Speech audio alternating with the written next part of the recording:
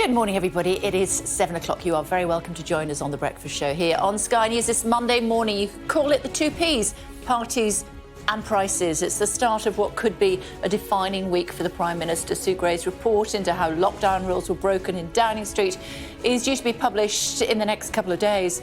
Reports suggest it will contain photographs of illegal gatherings and it will trigger another investigation by MPs into whether Boris Johnson misled Parliament. Hanging over it all is the question we'll be putting to the Chief Secretary of the Treasury, that's Simon Clarke, in just a few moments. What will the government do to protect families from soaring inflation? It's Monday, the 23rd of May. The Prime Minister waits for Sue Gray's report into lockdown-breaking parties in Downing Street. Fears of a global food crisis as Boris Johnson and President Zelensky discuss Russia's blockade of Odessa, stopping exports from one of the world's biggest grain producers. The UK is expected to announce more cases of monkeypox this morning. Anyone at risk of having caught the virus is advised to isolate for 21 days. Manchester City says sorry after Aston Villa's goalkeeper was struck on the back of the head by a supporter during a pitch invasion. They promised to ban the fan for life.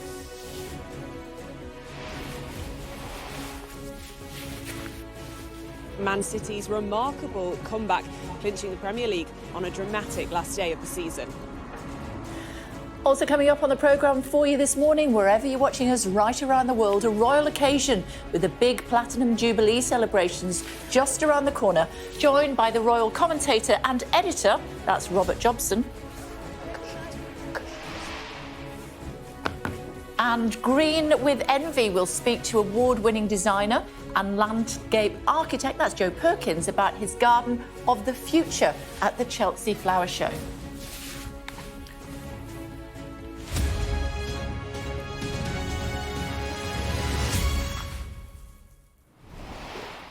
Good morning, everybody. Football violence is back in the spotlight after one of the most enthralling and dramatic title races in years.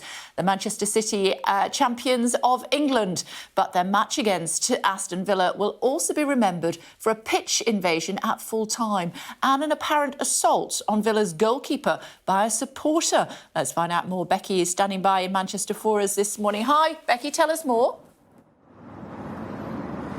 Well, Man City have said they sincerely apologise to Villa goalkeeper Robin Olsen. They've also said that they're launching an investigation, as are the FA, and there'll be an indefinite stadium ban for this fan when they are found. Now, Villa have said that Olsen is completely fine, but took a bang on the back of the head. They said yesterday they consider the matter closed and they won't be launching a complaint. Now, thousands of Man City fans invaded the pitch after the final whistle. They had banners and flares, and it was a celebration, but there were ugly scenes. They also sat on top of a goal and broke a crossbar, and players had to be escorted off the pitch to safety. And it's the latest in a series of pitch invasions at Premier League games, raising questions about player safety. And it's a shame for the fans and the club here that it has overshadowed what was a remarkable comeback for City. They were 2-0 down to Villa with 20 minutes to go and managed to score 3 goals in 5 minutes, seeing off the challenge from Liverpool, who won in their game against Wolves to be crowned champions of England again. You can hear some horns honking there. People here very happy. It was the 4th Premier League trophy for City in 5 seasons, and they'll be celebrating today with an open-top bus parade with the team through the city, kicking off at 6 p.m. Thanks very much indeed, Becky. Pleased to say the Minister's with us now. Simon Clarke, did you watch the footy yesterday? Well, I was watching the Match of the Day highlights, and what a great story that is, really. I mean, I do feel for Liverpool because obviously they put together the most amazing season, but yeah, I mean, City are incredible, and much as it pains me as a Middlesbrough supporter, the gap between the top of the top flight and the rest just keeps growing wider. Yeah, I think. it does. Sorry for Burnley as well. Very sorry for Burnley. Anyway, that's a different channel altogether. Sorry. Let's talk about cost of living to start with, should we? Michael Lewis, the boss of E.ON, he's been talking about it. As you know, he says 40% of people could be in fuel poverty by October. George Osborne says a windfall tax is inevitable. It is, isn't it?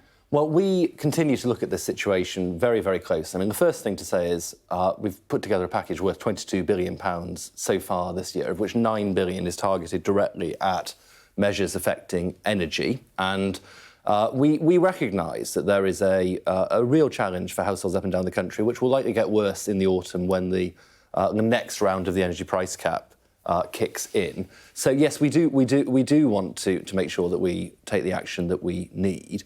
What I would say is that we want to make sure we get the action that we take right.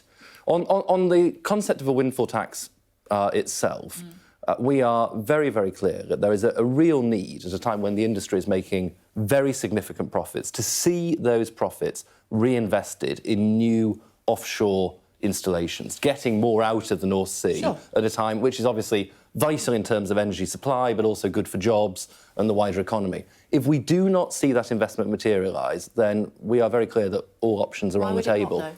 Sorry, why would it not? Why would it? Well, ultimately, that's a question for the industry to answer. But they're saying they still would, aren't they? BP, the head of BP said he still would, even if there was a windfall. Well, I was present at a summit that the Prime Minister held at Number 10 a few months ago with the industry itself. And we were talking about the incentives for the industry to get stuck in the North Sea and to actually make sure that we get the capacity that we need to wean us off a reliance from Russian oil and gas. And they were really clear, and this was a range of companies, small and large, not just the BPs of this world, but a whole range of providers. And they were really clear that after such a difficult few years during the pandemic, when, of course, their profits absolutely nosedived, that they needed a period where they could have time to reinvest. If that doesn't happen, now that obviously they are making very significant profits, then all options are on the table here, because we've got to make sure that we support families. Yeah, Jesse Norman, former Financial Secretary to the Treasury, I mean, he's been tweeting about that very point, and he said, do those who oppose a levy think oil and gas companies should enjoy a one-way bet in which they benefit from public support when prices fall but make no extra contribution when prices rise? Well, I mean, look, Jesse makes a very powerful point there, and, you know, we are certainly not ruling it out. I mean, what I would say is, obviously, I'm not ever instinctively drawn to increasing taxes insofar as it risks deterring investment in new capacity and new jobs. But look, these are extraordinary circumstances. We recognise there are extraordinary pressures on family finances, and the industry needs to hear the message loud and clear. If investment doesn't go in, we can't rule out having to do a windfall tax. 73% of those who voted Conservative in 2019 support a windfall tax. Well, I think the public are absolutely concerned about the situation that they can see. And you're not ruling it out from what you were saying? We're not ruling it out. I mean, as I say, we're not at this point making any announcement, but we are definitively not ruling it out. Sounds like you're softening. Well, look, we have always said to the industry, and this is something which was communicated loud and clear back earlier in the spring, shortly after the Russian invasion, that we need to see the industry step up to its part of the bargain and invest in North Sea delivery. Because if that doesn't happen, then they are, in effect, just banking the profits and not doing anything to justify those. And these are effectively, as you say, one-off and extraordinary gains for the industry. So the Chancellor was very clear. We're not philosophically attracted to this, but if the situation doesn't improve in terms of them stepping up to the plate, we can't rule this out. What do you mean by stepping up to the plate?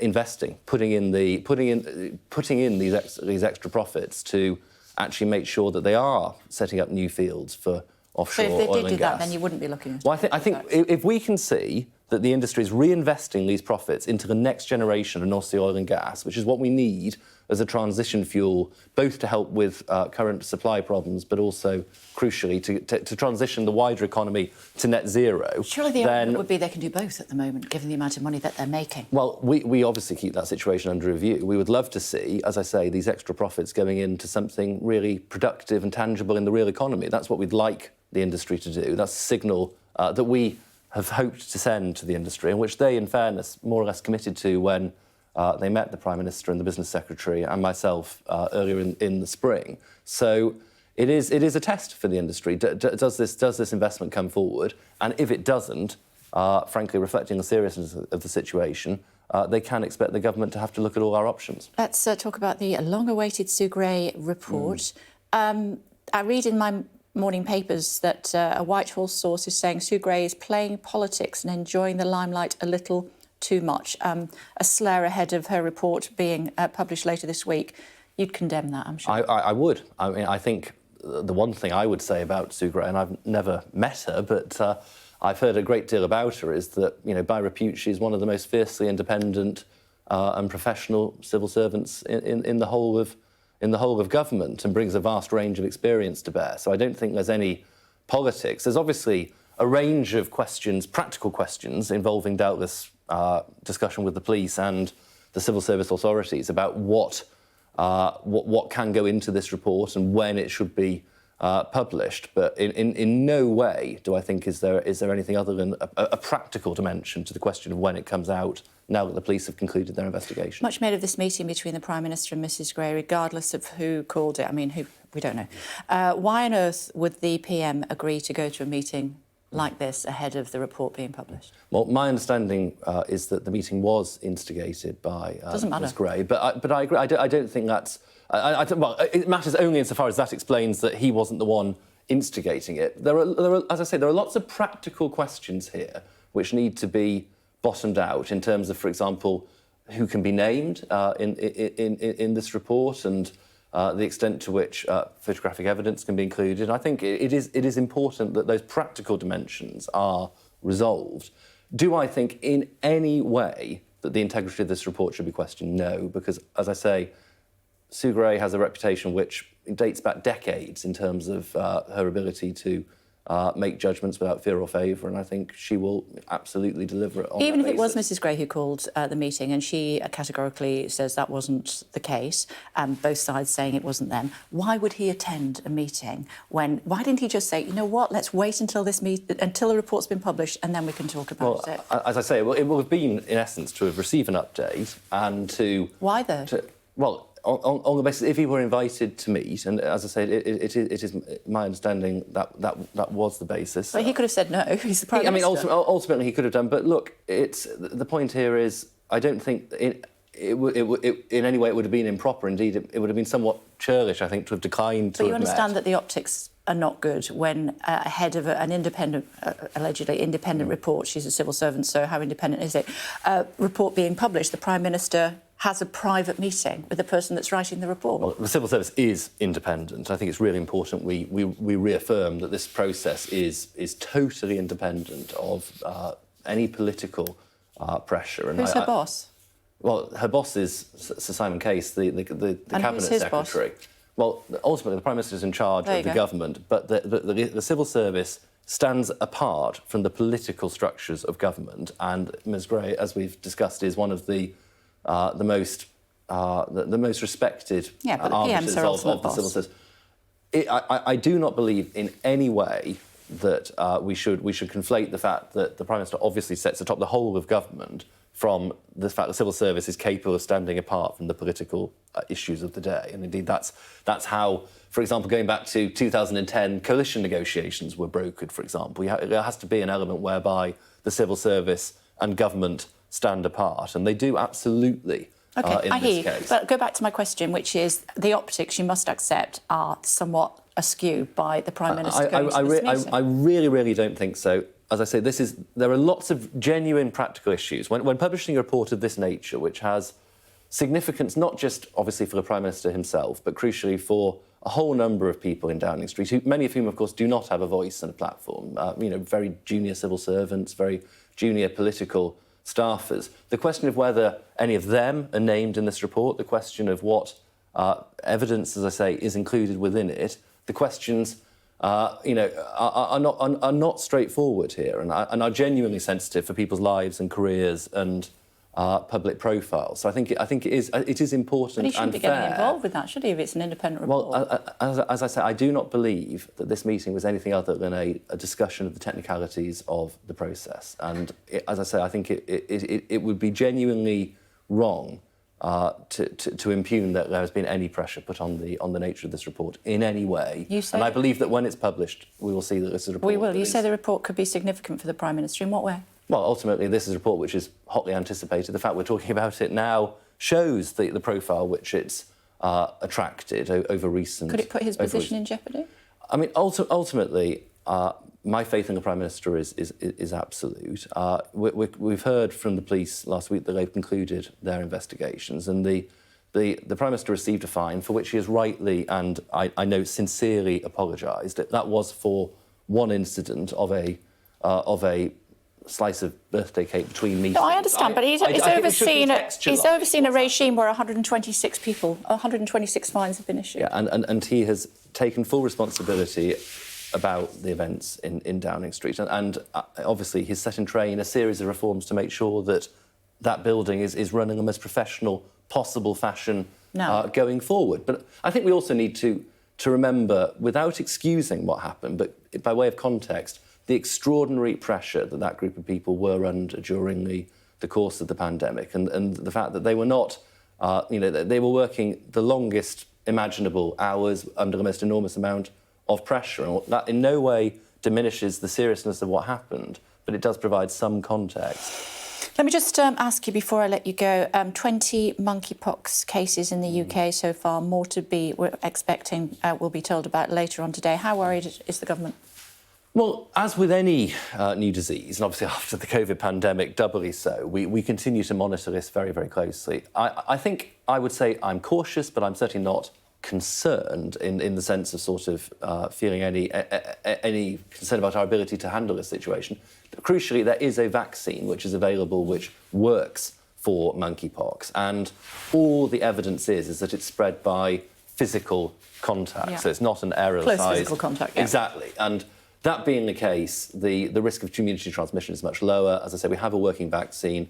If people present with symptoms or they have very close contacts, then we are advising that they quarantine for 3 weeks, but the threshold for that is quite high. It really does need to be close physical contact or sexual contact.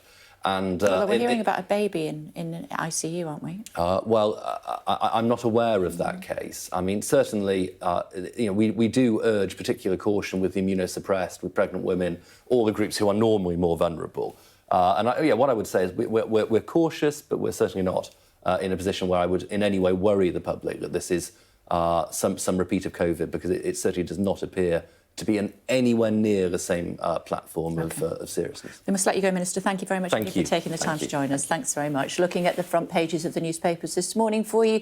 Let's start with the Daily Telegraph, claiming that the Cabinet Secretary will come under heavy pressure to resign, as the Sue Gray report is expected to conclude that he bears ultimate responsibility.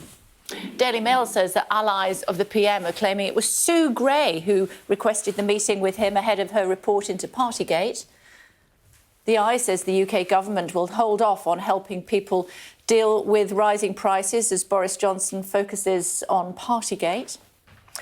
The Metro reports the rise in the cost of living is leading to people shoplifting food to feed themselves and their families. Express says campaign groups are warning the health of millions at risk this winter because of the rise in bills. And the Daily Mirror reporting the head of the energy company E.ON has called on the PM to prevent more people falling into fuel poverty. Still to come on the programme for you this morning, pressure on the PM. We'll speak to the former Justice Secretary and former Tory MP David Gauke about what we should be looking for from Sue Gray's report into Downing Street parties.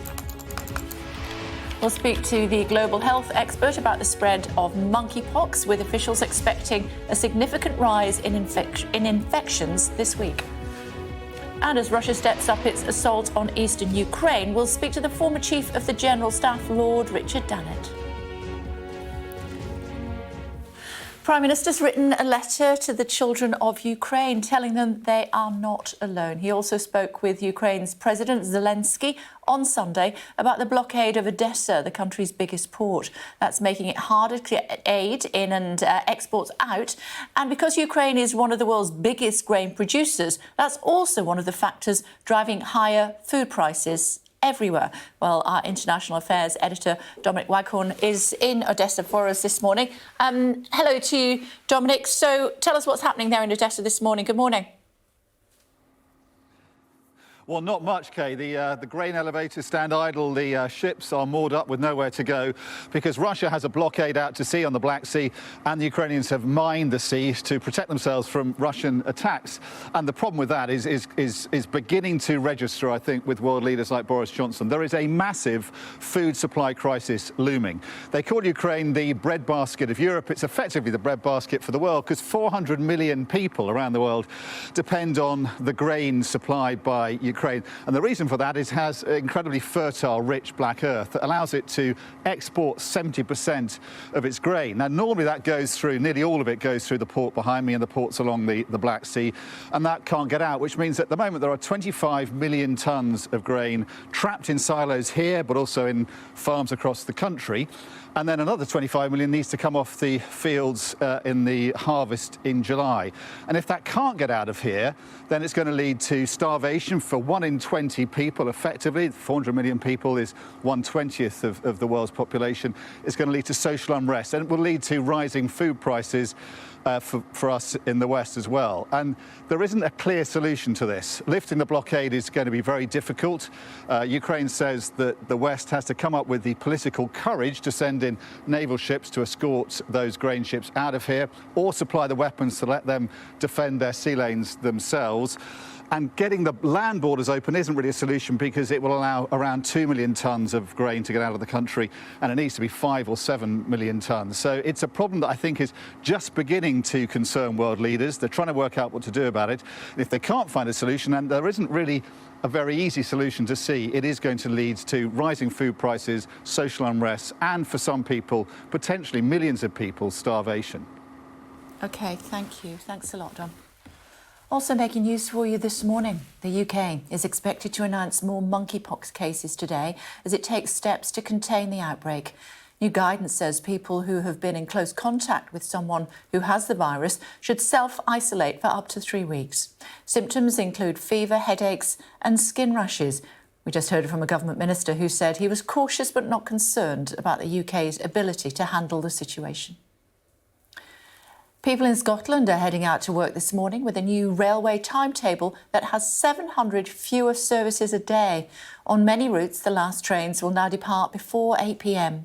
The Scottish Government, which runs the railway, says it's because they don't have enough drivers. Business leaders are meeting in Davos for the first in-person World Economic Forum since the pandemic. The war in Ukraine is set to be top of the agenda, with a video address by Ukrainian President Zelensky this morning. Oxfam is calling on governments around the world to take urgent action to tackle rising inequality. Figures from the charity show a new billionaire was created every 30 hours during the pandemic, and 1 million people fell into extreme poverty over the same time period. Joe Biden has met with the Japanese Prime Minister in Tokyo as part of his Asia tour as US President. He said this morning that he supports the idea of Japan becoming a permanent member of the UN Security Council. Tom standing by for us in Beijing. Hi, Tom. Tell us more about the meetings that are going ahead.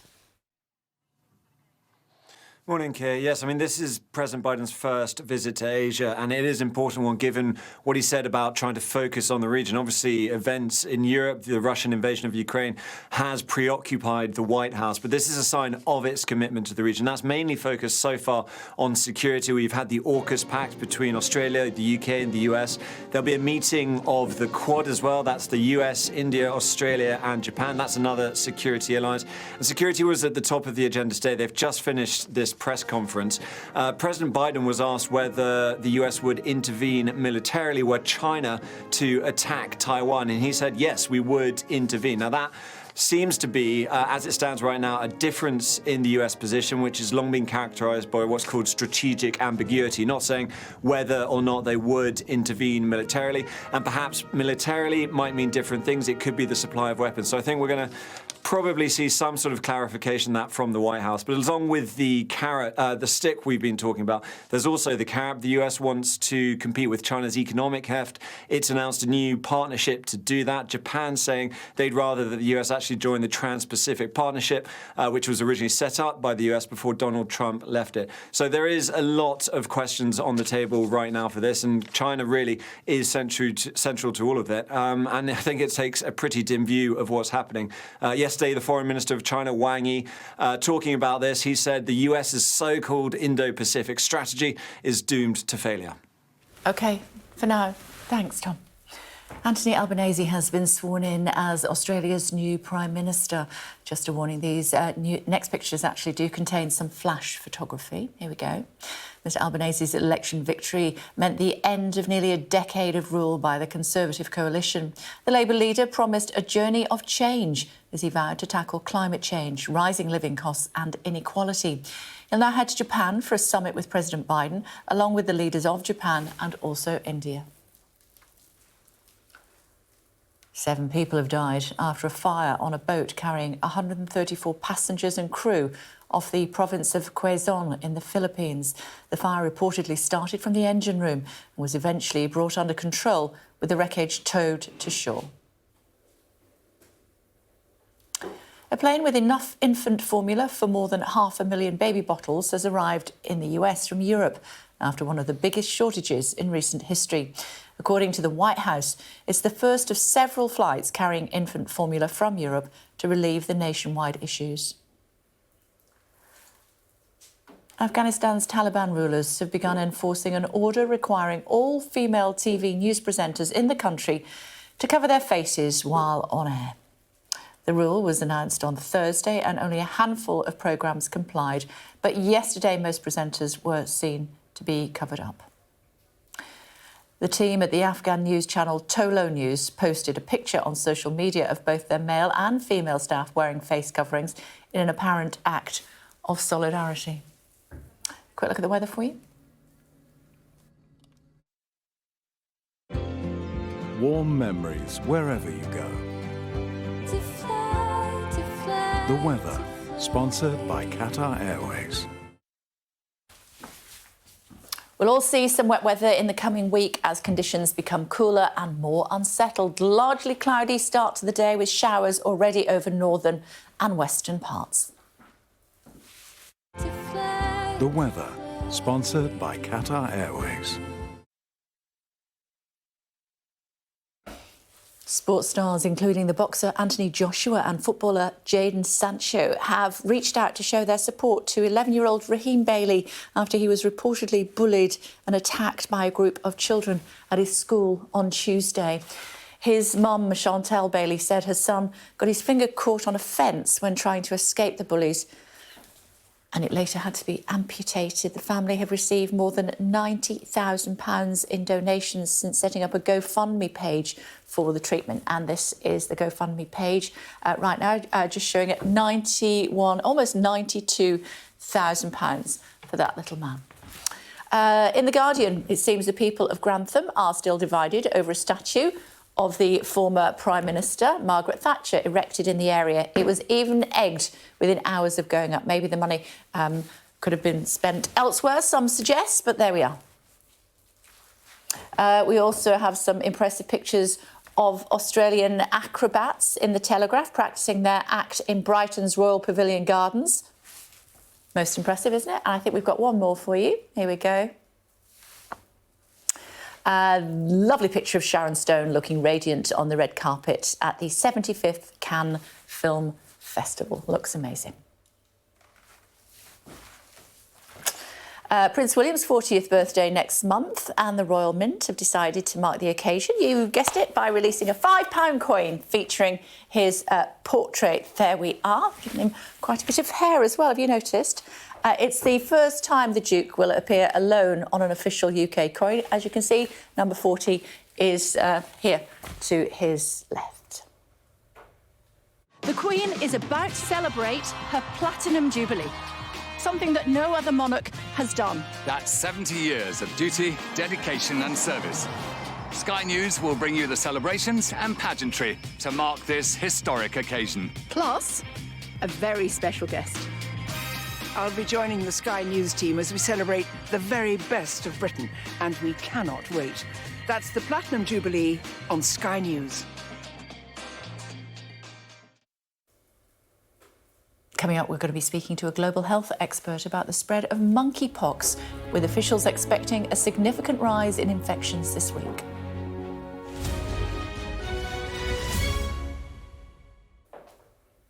Hello again, everybody. A very good morning to you. You're very welcome to join us on The Breakfast Show here on Sky News. The Prime Minister waits for Sue Gray's report into lockdown-breaking parties in Downing Street. It's expected by midweek. Meantime, the UK is expected to announce more cases of monkeypox this morning. Anyone at risk of having caught the virus is advised to isolate for 21 days. A review of child protection in England is calling for a radical reset to avoid tens of thousands more children being put into care. Growing pressure on the government to take more action to tackle the rising cost of living. But there's disagreement among Conservative ministers over whether there should be a windfall tax on energy companies making huge profits. Short time ago, the Chief Secretary to the Treasury, Simon Clarke, told me they're certainly not ruling it out. These are extraordinary circumstances. We recognise there are extraordinary pressures on family finances, and the industry needs to hear the message loud and clear. If investment doesn't go in, we can't rule out having to do a windfall tax. 73% of those who voted Conservative in 2019 support a windfall tax. Well, I think the public are absolutely concerned about the situation that they can see. And you're not that ruling they're it out facing. from what you were saying. We're not ruling it out. It is a test for the industry. Does this investment come forward? And if it doesn't, frankly, reflecting the seriousness of the situation, they can expect the government to have to look at all our options. Tamara is here. It sounded like it was softening to me. Very much so. I think that's the strongest hint yet we've had from a minister, that a windfall tax, a big U-turn, which would give a victory to Labour, who've been calling for one, may be on the cards. Simon Clarke, Treasury Minister there, saying extraordinary times and extraordinary pressures on families. Now, you're seeing more and more Tories coming out and saying, maybe we don't think this is very Conservative, but we need to raise money somehow to help people with energy bills that are only going to go up and up and up towards the end of the year, perhaps to as much as £3,000.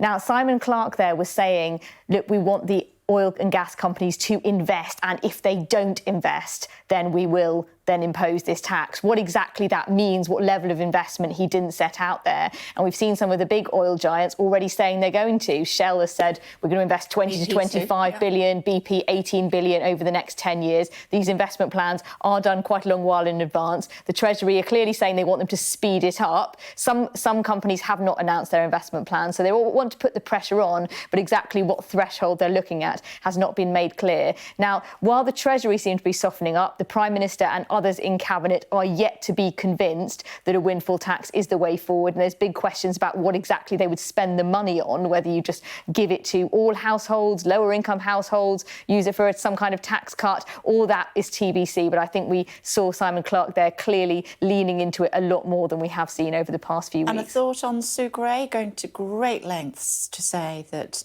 she's independent.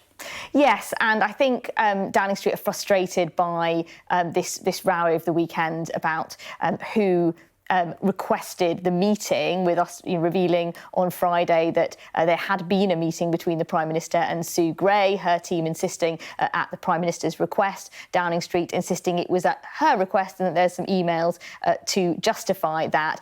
I think Simon Clarke was trying to provide a bit of context there that we hadn't had before, saying, look, of course, Sue Gray and some in the Number 10 team have been in contact because there are welfare issues to do with some of the junior staff who may be named, their careers may be affected by all this. There are issues to work through, which is why we didn't get the Sue Gray report the minute the police investigation concluded, because who's going to be named, whether there are going to be pictures, and the impact that may have on all the people involved, of course, has got to be worked through. But yes, we are eagerly awaiting that report. Number 10 sort of putting about that they are relaxed about it. They want this all to be over, but clearly some of the details in there could be really damaging, and we understand, get photos as well. Some in Number 10 saying, look, we're hopeful these will show that this wasn't swinging from chandeliers. This was, possibly people in close contact, but not maybe some of the more lurid suggestions people have made. But clearly, I think they're braced for it to be a very difficult week. We must remember that a child's swing was broken, though. Thank you very much, Tamara. We'll see you at the top of the next hour. And, of course, tomorrow's take at 9 o'clock. Looking forward to it. Thank you. Let's get more now on the pressure facing the Prime Minister ahead of the release of that Partygate report, joined by former Justice Secretary and former Conservative MP David Gauke. Hello to you, Mr Gauke. Thanks for joining us on the programme this morning. Your thoughts, first of all, if I may ask you, for this meeting that went ahead between Mrs Gray and the Prime Minister, no matter who instigated it? I suppose, first of all, I don't imagine that Sue Gray is someone who can be pressured into changing what she was going to say. So I suspect in terms of the substance, it hasn't made that much difference. I don't know whether that was the intention behind such a meeting. Quite possibly wasn't. It may well be other reasons why a meeting was held. But I think it's unfortunate, I think from the perspective of the Prime Minister, that there is this row, and it probably wasn't the best idea for there to be such a meeting, because people will immediately draw conclusions that this was an attempt to pressure her. I don't know whether that is the case. If there was an attempt to pressure her, I suspect it wouldn't work. But I think it's perhaps a little bit sloppy, but careless to have such a meeting with the risk that this would be the interpretation that people would have. You previously said you'd be surprised if there was no more fines for the Prime Minister. How surprised are you?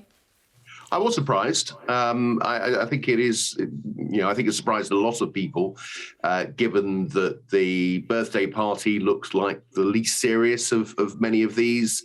I think some of us even had a little bit of sympathy with the Prime Minister on that particular case. And other cases looked more serious. The Metropolitan Police haven't explained, as far as I'm aware, why they have drawn that distinction, and people will continue to ask questions about it. But I think the most important thing when it comes to the parties, I mean, everybody got very focused on the fines and the police investigation. There are two other important issues for the Prime Minister. First of all, was there a culture in Number 10 where the rules were flouted? And as the Prime Minister, as the occupant of 10 Downing Street, you'd expect the Prime Minister to take some responsibility for that culture. Secondly, did he tell the truth to Parliament throughout this process? And I think there are clearly significant questions still to be answered on those points. So I don't think that the issue has completely gone away. It probably has strengthened the Prime Minister's political position, the fact that he hasn't been fined. But those fundamental questions that we were all asking back in February before the police got involved continue to exist. Except, of course, he has taken responsibility. He has cleared out quite a lot of his top team. It looks as though another may be falling on their sword when the report comes out later on this week, is when we're expecting it, middle of the week. And he also went to Parliament to apologise. So don't we all have to move on now? Well, not really. I don't think this is taking the level of responsibility that he should have done. And if he has misled Parliament, and there are still questions, I think, to be raised about that, then he certainly hasn't taken responsibility for that. So I think, as I say, there remains issues on this, but I think the reality is that the momentum towards a vote of no confidence has dissipated, and that looks unlikely to happen for the time being. So it was good news for the Prime Minister last week. But as I say, I think there are still some very difficult questions for him to answer. And I'm not sure that paying a fine and changing your staff is necessarily accepting full responsibility for everything that happened.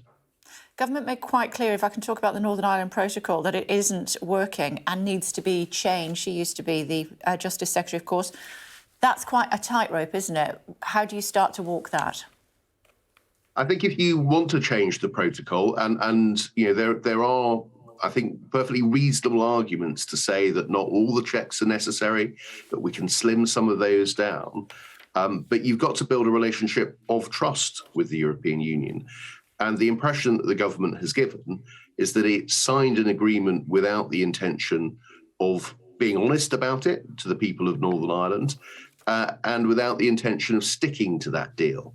And that their intention was, once it was signed, that they would come back and reopen it. And that, I think, breeds distrust. The attempts to try to change this unilaterally is, I think, in the view of most lawyers, a breach of international law and a breach of trust.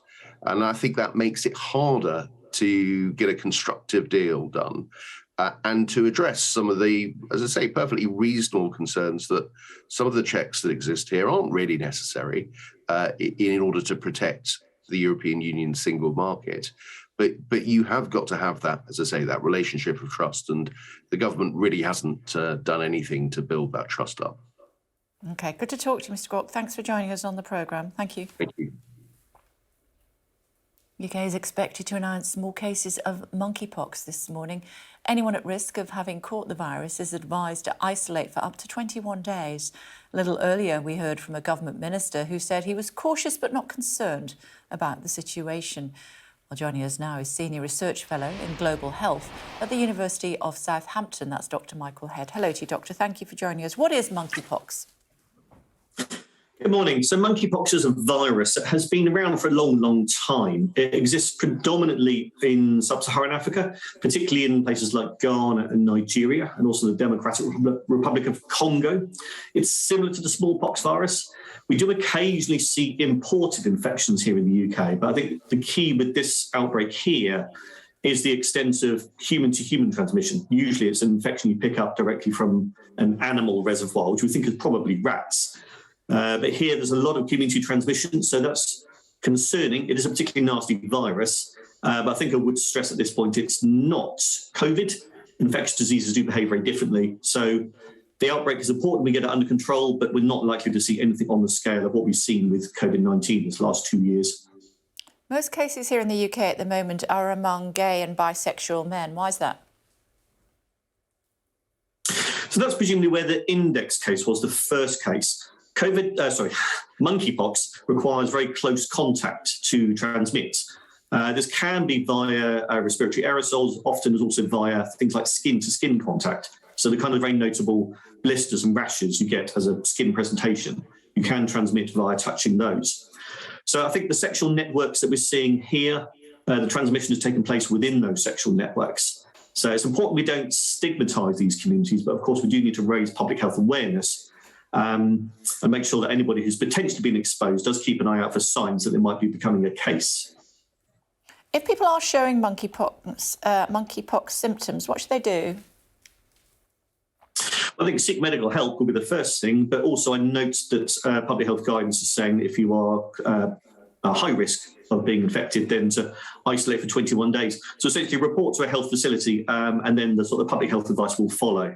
But I think, for example, like suggesting people isolate for 21 days, if requested to, that'll be useful in helping stop the chains of transmission. So that will bring the outbreak under control quicker. Yeah, I'm just reading, actually, that Joe Biden's talking about this very issue while he's in the Far East. And he's saying that people shouldn't be unduly concerned. And he's pretty relaxed about people quarantining for 21 days as well. We do have a vaccine, don't we, that we can use if necessary? Yes, so the smallpox vaccine is also protective against monkeypox as well. And even if you're infected, if it's given very early in the infection, then it still provides some use. So that's a kind of a weapon in our armoury. Again, that's another difference between COVID-19 is that we have these tools and we also have existing knowledge on how to stop monkeypox outbreaks. So smallpox vaccine may be used here in the UK. I think other countries have recommended routinely using it for cases and exposed contacts as well. So that's another thing that we might see going forward is more use of smallpox vaccine. OK. You sound as though you're not unduly concerned at this stage, Doctor.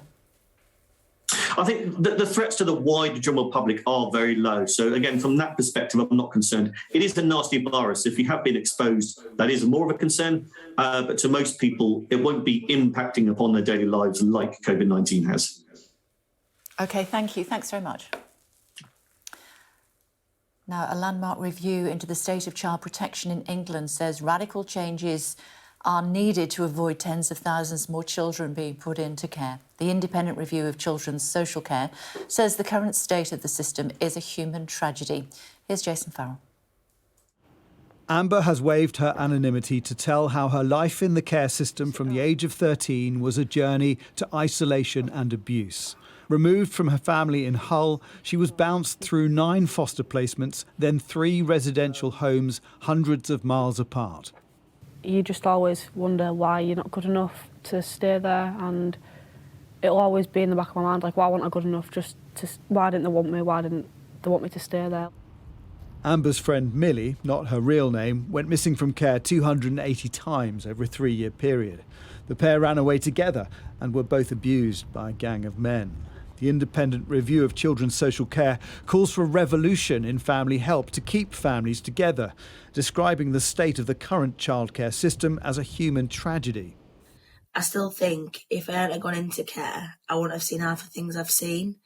I wouldn't have gone missing or gone off to random houses with dangerous men. Being away from like a family area, you just people see the vulnerabilities. Amber's mother, who doesn't want to appear on camera, feels her daughter was safer at home. Amber changed, massively changed, and it was so worrying because nobody had listened, nobody would do anything, and all social services was bothered about was getting her back to where she needed to be, and that was it. Over a 2.5-year period, Amber went missing 106 times. A report shown to her mother suggested she'd been regularly abused by men. Eventually, she was moved into a secure unit, which she says was like a prison and didn't address her problems. I think at the time they just thought out of sight, out of mind, because I was locked up in a secure unit. They had no one. I'm not going to tell anyone, am I? I'm not going to speak out. Parents are powerless because, as far as they're concerned, we've lost our kids, so you just be quiet now, do you know? You can't say anything. So you feel like the social services system is essentially pushing her into the clutches of these men? Yeah. The top 10 childcare providers made £300 million profit last year. The review suggests a windfall tax on them to help pay for families in crisis, to try to keep them together. If the recommendations are followed, the review team claims in 10 years it would help keep 30,000 children out of the care system. Jason Farrell, Sky News. Russia is continuing its offensive in eastern Ukraine. It appears to have made slow moves forward in the Donbass in recent days, where it wants to expand the territory that Moscow-backed separatists have held since 2014. Joining us now is the former Chief of the General Staff, Lord Richard Dunnett. Hello to you, my Lord. Thank you for joining us on the programme this morning. The loss of Mariupol is a big loss, isn't it, for Ukraine? Well, it is, but I think as all of us who have been following that story over the last few weeks and months now realise that Mariupol was always going to fall at some point. I think the significance of it from the Ukrainians' point of view was just how long the fighters within the steelworks managed to hold out and hold on, because that sucked in quite large numbers of Russian troops who otherwise might have been deployed elsewhere. But I think Mariupol, we had to accept, was always going to fall, which now means that that objective that the Russians wanted to achieve of a land link from Crimea through Mariupol into the Donbass and into Russia proper has now been achieved. So we've heard also from President Zelensky. He has been speaking at nightly address, of course, that he does with the people of Ukraine. He says the situation in the Donbass is really hard. How do you expect the situation to develop from here, my Lord? Well, this is now the crux of the fight. Vladimir Putin hasn't achieved very much, apart from what I've just described about that land corridor. He hasn't achieved very much in this war so far, and he feels obviously very strongly he's got to achieve something, and that something is, in his view, the complete control of the Donbass region, the Donetsk and Luhansk provinces. Elsewhere, they've done really poorly. But the battle for Severodonetsk is intensifying at the present moment. I think the Russians, according to reports, are making some small gains. But frankly, small gains isn't going to win this campaign for them. And again, we have to remember that this is the region that's been fought over since 2014, 2015. And the Ukrainians, by and large, are still retaining the very well-prepared defensive positions that they've occupied for the last 6, 7, 8 years.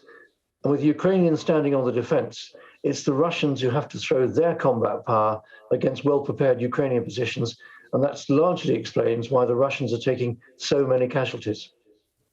But the blockade of Odessa is going to be a huge problem, not just for Ukraine and their exports, but also the grain that would normally be travelling around the world. We were hearing from Dominic Waghorn a little earlier this hour. I'm sure you heard him, my Lord, saying that people can starve as a result of that blockade. Well, you're absolutely right. This is one of those major issues that doesn't just affect Ukraine and Ukrainian people, but affects, affects all of us worldwide. Because if the world can't access that huge amount of Ukrainian grain, which normally comes out into the Black Sea through ports previously like Mariupol and Odessa, then we're all going to suffer a huge shortage. And of course, those who've been following this story closely will know that much of the grain that goes into the World Food Programme to help poorer countries, a lot of that comes from Ukraine and indeed Russia, and that just isn't going to be on the world market. But the situation around Odessa, from a military point of view, is a very interesting one to watch. The Ukrainians are desperate to hold on to Odessa, but they can't use it as a port at the present moment. For defensive reasons, they've heavily mined it. They've very heavily defended the city and are determined to prevent the Russians capturing Odessa and pushing up through to Transnistria in Moldova. So while all that's going on, I'm afraid the grain is not going to flow into the Black Sea. And it's just worth mentioning as a footnote, the Russian commander of the Black Sea Fleet has himself been fired, as indeed has the commander of First Guards Tank Army, whose troops failed so abysmally around the northeast city of Kharkiv. Things actually are not going very well for the Russians, but there are implications for all of us, not least this issue of the flow of grain or the not flow of grain. OK, just before I let you go, we are talking about what's happening in Odessa, of course, and Mariupol. Meantime, the human tragedy for those still left in Ukraine continues to mount. Well, that's absolutely right. Millions of people displaced within Ukraine, millions of people now having left Ukraine. The response from the world has been fantastic, but we've got to go on supporting Ukraine with support for her people and with weapons and ammunition for her armed forces. But I think the other thing, Kate, that's just worth just focusing on is the war of words that's developing. Zelensky is quite rightly saying he's not going to be prepared to give up an inch of Ukrainian soil. He really has to say that, particularly because his soldiers fighting in Donbass must feel that they're fighting for a worthwhile cause. If there's any hint of the Ukrainians being prepared to accept the reality of the situation and give up some of that territory in Donbass, then the will to fight from their soldiers will be significantly drained down. OK, thank you, my lord, for joining us on the programme, as always. Much appreciated. Thanks, Kate. I just want to bring you the latest that we're hearing on the pitch invasion after the game in Manchester City yesterday, the final game of the season, of course, when they are top of the league. Well, we're hearing that 2 fans have been arrested and charged. Philip Maxwell, who is 28, he's been charged with throwing a missile, a firework, onto the pitch, and Paul Colbridge, who is, I can't work that out, he was born in 1984. He has been charged with going onto the pitch and will appear at Manchester and Salford Magistrates Court in a couple of weeks' time. Stay tuned for more here on Sky.